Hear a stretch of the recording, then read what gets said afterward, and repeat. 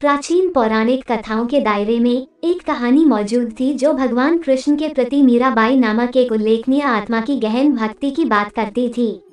एक कुलीन परिवार में जन्मी राजकुमारी मीरा के मन में ईश्वर के प्रति अथाह प्रेम था। उसका हृदय भक्ति से भर गया और उसका हर विचार और कार्य मंत्रमुग्ध भगवान के इर्द गिर्द घूमता था। एक दिन जब मीरा भगवान कृष्ण को समर्पित एक पवित्र मंदिर में गईं, तो उन्होंने एक शानदार मूर्ति देखी जो एक अलौकिक आभा बिखेर रही थी। उसकी दिव्य उपस्थिति से मंत्रमुग्ध होकर वह मूर्ति के पास पहुंची और अपने हृदय से प्रार्थना और गीत गाने लगी। उसकी सुरीली आवाज से मंदिर गूंज उठा, जो पवित्र हॉलों में गूंज उठा। जैसे जैसे मीरा की भक्ति प्रगाढ़ होती गई, एक असाधारण घटना सामने आई।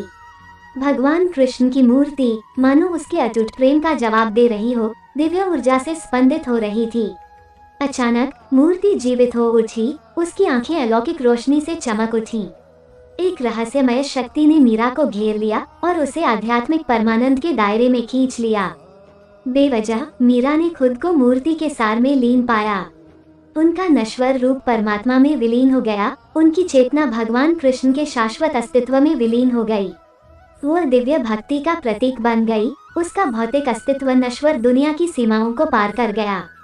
मूर्ति के अंदर मीरा को भगवान कृष्ण के साथ एक मंत्रमुग्ध मिलन का अनुभव हुआ।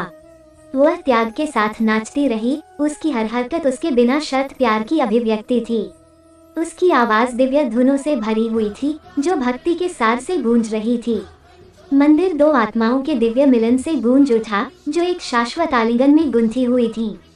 मूर्ति में मीरा की चमत्कारी तल्लीनता की खबर पूरे देश में फैल गई, जिसने दूर दूर तक भक्तों के दिलों को मंत्रमुग्ध कर दिया। लोग दिव्य घटना की एक झलक पाने और धन्य मीरा से आशीर्वाद लेने की उम्मीद में मंदिर में उमड़ पड़े। उनकी दिव्य उपस्थिति ने उनके जीवन को छू लिया, उनके दिलों को भक्ति की आग से बदल दिया। वर्षों तक मीरा मूर्ति के भीतर रहीं, उनकी आत्मा नश्वर समझ से परे स्थानों में उड़ती रही। उनकी भक्ति अनगिनत आत्माओं को प्रेरित करती रही, उनके दिलों में दिव्य प्रेम की लौ जलाती रही। तीर्थयात्री मीरा की अलौकिक उपस्थिति में सांत्वना की तलाश में अपने दुखों और खुशियों को उजागर करते हुए मंदिर में आते थे। लेकिन जैसे जैसे समय बीतता गया, मीरा का नश्वर शरीर कमजोर हो गया और मूर्ति के भीतर रहने वाली अत्यधिक आध्यात्मिक ऊर्जा को समाहित करने में असमर्थ हो गया। दैवीय लोक से अपने आसन प्रस्थान को महसूस करते हुए मीरा ने नश्वर संसार में अपनी वापसी की अनिवार्यता को स्वीकार करते हुए खुद को पूरी तरह से भगवान कृष्ण को समर्पित कर दिया। दैवीय कृपा के अंतिम कार्य में भगवान कृष्ण ने धीरे से मीरा को मूर्ति के आलिंगन से मुक्त कर दिया। भक्ति और दिव्य मिलन की विरासत को पीछे छोड़ते हुए उनकी आत्मा उज्ज्वल और शांति से उभरी। मीराबाई हमेशा के लिए इतिहास में अंकित हो गई। उन्होंने अपनी नश्वर यात्रा जारी रखी, भगवान कृष्ण के प्रति उनका प्रेम सदैव प्रज्वलित रहा। उनकी कहानी प्रेरणा की किरण बन गई, जिसने मानवता को प्रेम और समर्पण की असीम शक्ति की याद दिला दी। मीरा की कविताएं और गीत उनके दिव्य साम्य के सार से ओतप्रोत युगों युगों तक गूंजते रहे, भक्ति के पथ पर अनगिनत साधकों के दिलों को झकझोरते रहे।